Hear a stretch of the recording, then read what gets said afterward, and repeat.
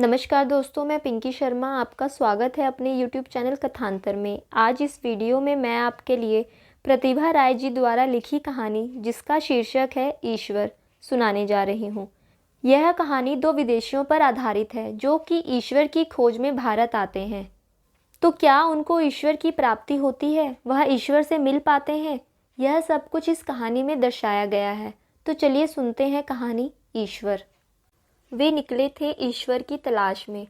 वे यह भी जानते थे कि ईश्वर कहीं नहीं मिलेगा, क्योंकि ईश्वर नाम की कोई सत्ता है, यह अभी रहस्यमय था। ईश्वर के पास उनका खास काम कुछ भी नहीं था, क्योंकि उन्हें कोई अभाव न था, अतः कोई मांग भी न थी। बस कौतूहल था कि उसे खोज लें। सो वे पहले भारत चले आए। सुना था कि यहाँ ईश्वर को प्रत्यक्ष देखा जाता है, अगर कोई निष्ठा से उसे खोजे। ईश्वर कोई विवादास्पद विषय नहीं है। ईश्वर है नहीं है, इस द्वंद्व की स्थिति में ईश्वर को खोजने में निष्ठा नहीं आ सकती। अतः वे दोनों विदेशी चाहते थे कि ईश्वर के बारे में निश्चित हो लें। उन्होंने कुछ साधु संत पंडित ज्ञानी आदि से बातें करनी चाहिए। गुरु को ढूंढा पहले। भारत में साधु संतों की कोई कमी नहीं, असाधु और कपटी लोग भी बड़ी तादाद में हैं। पहले काटे मंदिर, मस्जिद, गुरुद्वारे, गिरजे, मठ, मंडप, द्रुम महाद्रुमों की गुफाओं के चक्कर, कंदराओं आदि में ढूंढा। घूम घाम कर थक गए और फिर निराश हो गए। दोनों तर्कवादी थे। तर्क एवं बुद्धि में पूरा विश्वास था। उन्हें लगा कि लकड़ी, पत्थर, सोना चांदी, मार्बल, कांसे की मूर्तियां या चित्रपट, कोई ईश्वर नहीं। उनका तो नाश हो जाता है समय आने पर। ईश्वर तो तर्क एवं बुद्धि से हटकर है। एक दूसरा रास्ता चुना उन्होंने। अब कुछ पंडितों से मिले।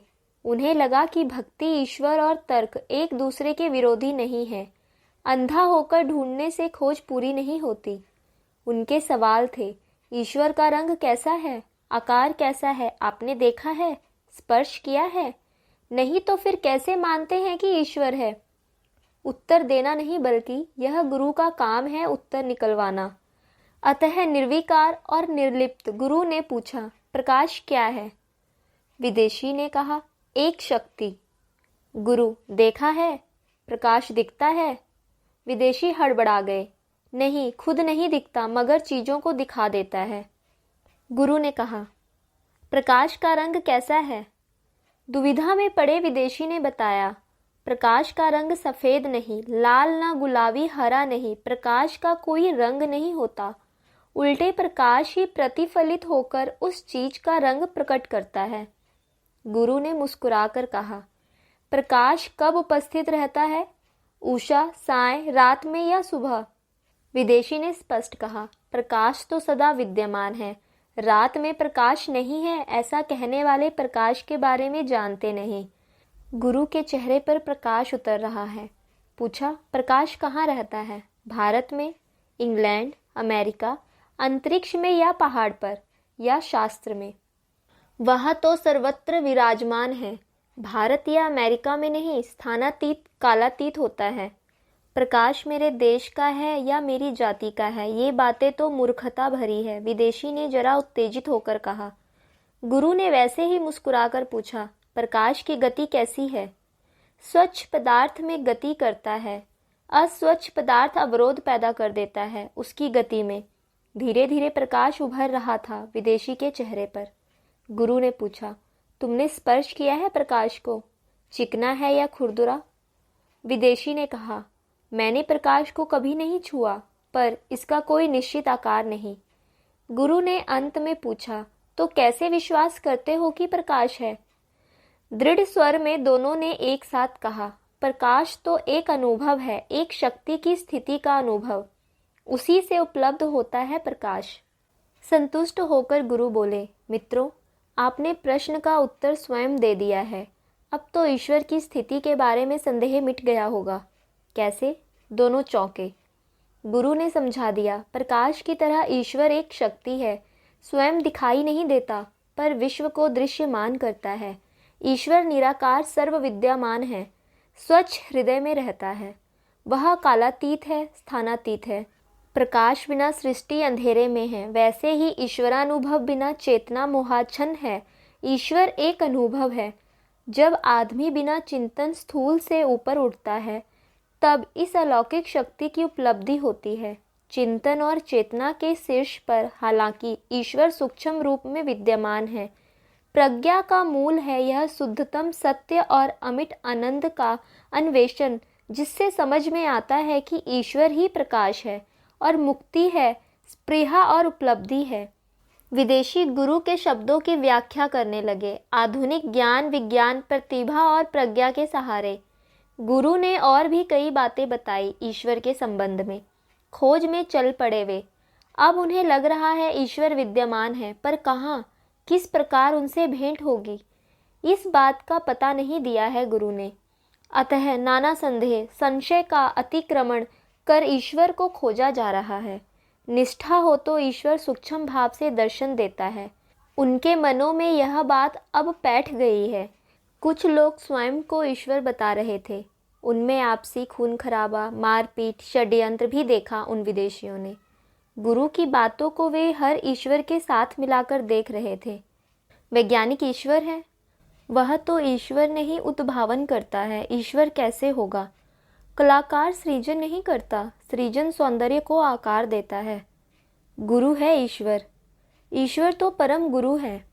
देवी देवता है ईश्वर। ईश्वर अव्यय है, लिंग भेद उसमें नहीं। बुद्धिमान है ईश्वर। ईश्वर न युवक है न बूढ़ा, राजा है ईश्वर। राजा का सिंहासन भी राजा का नहीं, वह ईश्वर की कृपा से दिया अस्थायी दान है। राजा भी तो भिखारी हो जाते हैं, तो कौन है यहाँ ईश्वर? दोनों विदेशी भारत में घूमते रहे। अंत में तय किया बिना दर्शन के ही लौट चलें। दोनों ट्रेन के इंतजार में प्लेटफॉर्म पर बैठे हैं। ट्रेन आने में विलंब है, यह कोई नई बात नहीं यहाँ। अतः उस पर कोई प्रतिक्रिया मन में नहीं हुई। मगर बाकी यात्री कब से गाड़ियों के आने जाने की आदत से परिचित होते हुए भी परेशान थे, धीरज खोते से लग रहे थे। हालांकि आज गाड़ी के देर से आने का कोई खास कारण था। यात्री स्टेशन पर आने के बाद यह जान पाता है कि गाड़ियाँ 8-10 घंटे लेट चल रही है। पहले यह खबर रेडियो टीवी पर दी जा सकती थी। उचित काम यहाँ उचित समय पर नहीं हो पाते हैं, इसलिए हर जगह कोलाहल, गोलमाल, गड़बड़ स्थिति दिखती है। स्टेशन पर भी वही चल रहा है। यात्री बाल बच्चों एवं सामान के साथ परेशान हैं। कल तूफान में रेल की पटरी पर पेड़ गिर गए थे, हटाने का काम जारी है, इसलिए देर हो रही है। प्लेटफॉर्म पर बैठने की जगह तक नहीं। वेटिंग रूम की स्थिति अत्यंत दयनीय है। सब एक दूसरे पर दोषारोपण कर रहे हैं। लोग जहाँ कहीं गंदगी कर देते हैं। सफाई का दायित्व तो रेल के मेहतर या स्वीपरों का है, और गंदगी ही गंदगी दिख रही है चारों ओर। भीड़ आज बहुत है। सब नाक पर रुमाल डाले, नाक भौं सिकोड़े, औरों पर गंदगी फैलाने का आरोप लगा रहे हैं। वेटिंग रूम में पहले से बैठे लोग बेंच और सोफे पर पांव फैलाकर आराम कर रहे हैं। अपने घर की बैठक में भी कोई आता है तो उसके लिए जगह छोड़ देते हैं, मगर पब्लिक प्लेस में कोई सोया है तो कोई बैठने के लिए जगह तलाश रहा है। साधारण सौजन्य की दृष्टि से जगह छोड़ना तो दूर, जबरन दखल कर दूसरों की कोई परवाह भी नहीं करते। मैं पहले आया, इसलिए सारी जगह मेरी, यही भाव विराजमान होता है। उन्हें प्लेटफॉर्म पर आना पड़ा। गंदा हो भले ही, कुछ जगह तो बची है। इधर उधर साफ कर यात्री जगह बना लेते हैं। वहाँ अखबार बिछाकर एक परिवार वहीं अपनी दुनिया जमाकर बैठ गया है। अटैची, टिफ़िन कैरियर, पानी की बोतलें वगैरह भी है। लगता है 2 संपन्न परिवार छुट्टियां बिताने निकले हैं। 2 महिलाएं, 2 पुरुष, 4 बच्चे। खूब हंसता खेलता परिवार लग रहा है। दोनों विदेशियों को देखकर कुछ प्रफुल्ल दिख रहे हैं। दोनों महिलाएं बातों बातों में बेडिंग के सहारे टिक गई है। वेनिटी बैग से आईना निकाल चेहरा देख रही है। होंठों पर लिपस्टिक घुमा ली। सुबह का किया मेकअप फीका हो आया था। थोड़ा पोंछकर पफ कर लिया। तिरछे नेत्रों से दोनों विदेशियों को देख रही थी। वे लोग अधीर ना थे, ना ही खिंच थी उनके चेहरे पर। दोनों विदेशी उनके मनोविनोद की वस्तु बन चुके थे। लोग उनके करीब आ रहे थे। भारत भ्रमण के अनुभव ने उन्हें बता दिया था कि अब यहाँ देश प्रेम की बजाय विदेशी प्रेम का चलन अधिक है। फॉरेनर को देखकर हर कोई उसे देवदूत समझ विस्मय और कुतूहल से उल्लास भरे आग्रह से देखने लगता है। उनके देश की मामूली चीज़ें भी इम्पोर्टेंट के नाम पर कीमती बन जाती है। इन दिनों विदेशों की कलम, घड़ी, बेल्ट, जैकेट, कंघा, ब्लेड, शेविंग लोशन वगैरह हस्तांतरित हो चुके हैं भारतीय चीज़ों के बदले। नई वस्तु देकर पुरानी काम में लाई गई वस्तुएं आग्रह से रखी गई है। अजीब है यह क्रेज भी। गोरी चमड़ी, धूसर बाल, भूरी आंखें, रंगीन होठ देखे नहीं कि भारतीय घेर लेंगे। किस देश का है, मगर फॉरेनर पर फिदा हो जाएंगे। कुछ तो फॉरेन ट्रिप के सपने देखने लगेंगे। इससे शायद भारत की मित्रता की भावना ही प्रकट होती है। मित्र देश के प्रति आग्रह प्रकट करना बुरी बात नहीं है। वह परिवार क्रमशः निकट आता गया, बातचीत शुरू हुई और लोग अपनी स्वाभाविक अंग्रेजी में विदेशी लहजा मिलाकर अलग तरह का उच्चारण करने लगे। कुछ अजीब सा लगता है। धीरे धीरे वे अपना बैग खोलकर चीज़ें दिखा रहे हैं। हम भी इम्पोर्टेंट चीज़ें रखते हैं, उन्हें पता तो लगे। घड़ी, कैमरा, टेप रिकॉर्डर, वीसीआर वगैरह सब विदेशी है। अपने विदेशी रिश्तेदारों का पता बता रहे हैं। अब स्पष्ट हो गया है कि दोनों परिवार उनके प्रति जितनी रुचि ले रहे हैं, दोनों विदेशी इनमें उतनी रुचि लेते नहीं दिखते। निगाह कहीं और है। ईश्वर की परिभाषा याद कर उस अद्भुत जीव को ढूंढ रहे हैं, शायद मिल जाए। प्लेटफॉर्म पर दो जोड़ी आंखें, प्लेटफॉर्म की है या किसी जीव की, पशु है या आदमी या कोई ईश्वर। इस जीव को दिन भर चलते फिरते देखा है, अब यहाँ खुद कचरे का प्रतीक बनकर निसहाय पड़ा है। दिन में गंदे फर्श पर पड़े किसी फटे कपड़े को लपेटे था, वह भी हड्डी वाली कमर से बार बार फिसल रहा था। उधर कोई ध्यान न था। इस समय वह टुकड़ा निकाल ओढ़े पड़ा है। निर्वस्त्र देह को प्लेटफॉर्म की गंदगी पर फैलाए लेटा है, राजसी ठाठ में। रंग कैसा है इसका, गोरा या काला? कभी ना कभी इसका एक रंग रहा होगा। फिलहाल तो इस बिखरे कूड़े करकट के मटरैले रंग में मिल गया है। इस जीव के बाल मटमैले हैं या धूसर? चेहरा कैसा है, कुछ पता नहीं चलता। किसी भी जीव के सिर की हड्डी या चेहरे पर मांस ना हो तो हर खप्पर और उसकी हड्डी ऐसे ही दिखेगी। इसकी हड्डी पर मांसहीन चमड़ी का ढक्कन सा लगा है, अतः कोई खास आकृति नहीं बन पाती। बूढ़ा है या जवान? झुलसती उम्र ने या भूख ने हड्डियों का ऐसा ढांचा बना डाला, कुछ पता नहीं चलता। शायद जवान हो, बूढ़ा हो तो आश्चर्य नहीं। उसके भूतहा सिर से और भी अनगिनत जीव प्रकट होकर सिर के चारों ओर फर्श पर लीला कर रहे हैं। किसी ने पूछा, ये क्या है? बच्चे ने कहा, ना, एक जीव का अनेक जीव आसरा ले सकते हैं। परमात्मा का आत्मा में आश्रय लेने की तरह, अणु में परमाणु की तरह।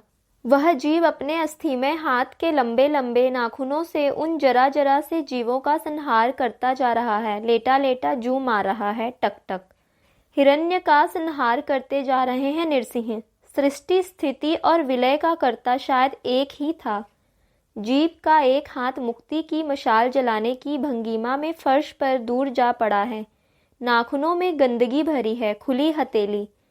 सब कुछ ले लो, सब कुछ दे दो की भंगिमा में निश्चल पड़ी है। जो देता है वह लेता है। कौन है यह? विदेशी अतिथि जितना ही देखते, उनमें उतनी ही उत्कंठा बढ़ती जाती। वे ईश्वर की परिभाषा से मिलाकर देख रहे हैं उस जीव को। परमेश्वर सर्वव्यापी है। ऐसे जीव भारत में सर्वत्र देखे हैं इन विदेशियों ने। वह निर्मल है, स्नान की आवश्यकता क्या है? शायद यह जीव स्नान नहीं करता। विश्वोदर के लिए वस्त्र की जरूरत नहीं, राम के लिए आभूषणों की क्या आवश्यकता है? ऐसा जीव वस्त्राभूषण नहीं पहना करता। निर्लेप को गंध की क्या जरूरत? निर्गंध को धूप का क्या उपयोग? निर्लिप्त के लिए न वैद किस लिए? जीव को गंध या महक कुछ प्रभावित नहीं करती। ईश्वर कभी कोई न वैद अर्पित करता नहीं दिखता। अस्मिता, प्रेम, क्रोध, गुमान जैसा कुछ नहीं। ऐसा जीव मान अपमान के प्रति निर्लिप्त होता है। वह इस सबसे ऊपर उठा होता है। इनमें राग, द्वेष, ईर्ष्या, अस्मिता जैसा कुछ होता है। ईश्वर न युवा है न बूढ़ा। ईश्वर अनाम है, वह सर्वनाम भी है। ऐसे जीव का कोई नाम नहीं। कोढ़ी, लंगड़ा, लूला, बड़े बूढ़े मंगते जिस नाम से बुलाएं वह सुनता है। दोनों विदेशी उस जीव के निकट आ गए। उन्होंने उत्सुक होकर पूछा, तुम्हारे माता पिता कौन हैं? जन्म कब हुआ? बाल बच्चे? हर सवाल के उत्तर में मुक्त मशालधारी उसका हाथ नास्ती में हिल रहा था। कोई नहीं जानता वह कब, कहाँ, कैसे पैदा हुआ। बाल बच्चे, माता पिता, रिश्तेदारों की बात भला किसे मालूम है? ईश्वर अजन्मा है, उसके माता पिता, बेटी बेटे कोई नहीं। निर्विकार परमात्मा तो संसारिक बंधन से पूरी तरह मुक्त है। दोनों ने पूछा, जाति क्या है? धर्म? तुम्हारा ईश्वर? कुछ नहीं, ना जाति है ना धर्म है मेरा कोई ईश्वर नहीं। उस जीव का हाथ कुछ इसी ढंग से हिल रहा है। ईश्वर की जाति नहीं, धर्म नहीं, परमेश्वर का ईश्वर कौन होगा? तो यह जीव कौन है? घर बार कहाँ है? रहता कहाँ होगा? मंदिर, मस्जिद, गिरजा, गुरुद्वारे में?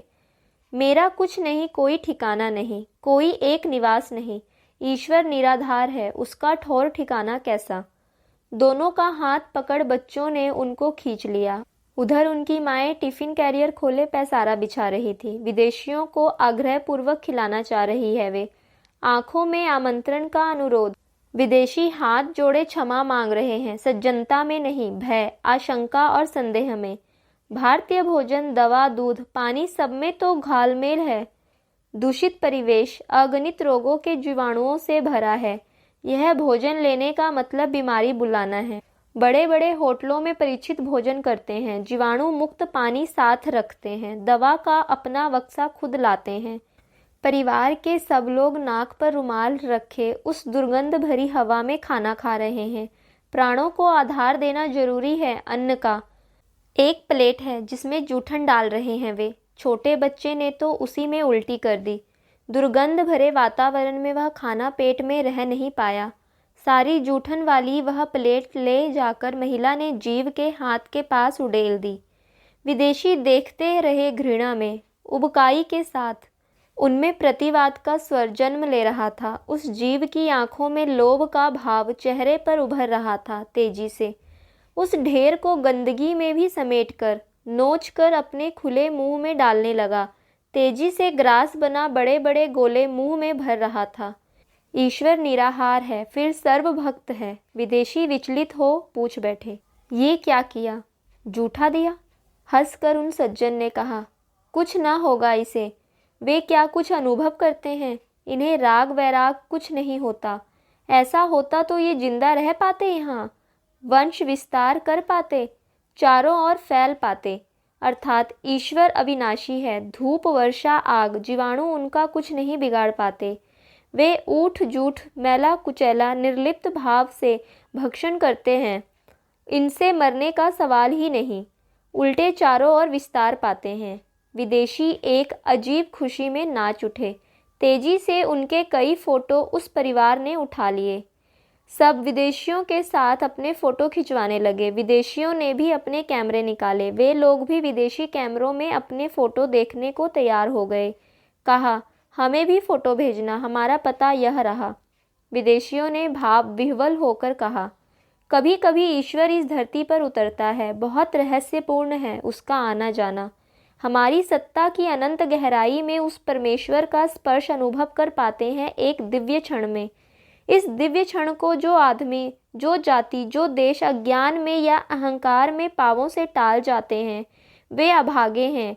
उनका ध्वंस अवश्यंभावी है। दोनों विदेशी अपने पावरफुल कैमरों में उस आविष्कृत ईश्वर के रूप को अंकित कर रहे हैं। स्तंभित विस्मयाभिभूत सज्जन कह उठे, रील बर्बाद कर रहे हैं। क्या सौंदर्य है इन रोगी भिखमंगों में। दोनों ने फिर एक चित्र क्लिक करते हुए कहा, यह दिव्य क्षण आने पर आदमी के मन से सारे मिथ्याभिमान, अहंकार, आत्म प्रवचना दूर हो जाते हैं। मगर उस क्षण में शैतान की बुद्धि कहेगी कान के पास फुसफुसाकर, उसके प्रति सावधान रहो। तब तो वह कल्पनातीत क्षण तुम्हारे लिए ईश्वर को सूक्ष्म रूप में प्रत्यक्ष करने का क्षण होगा।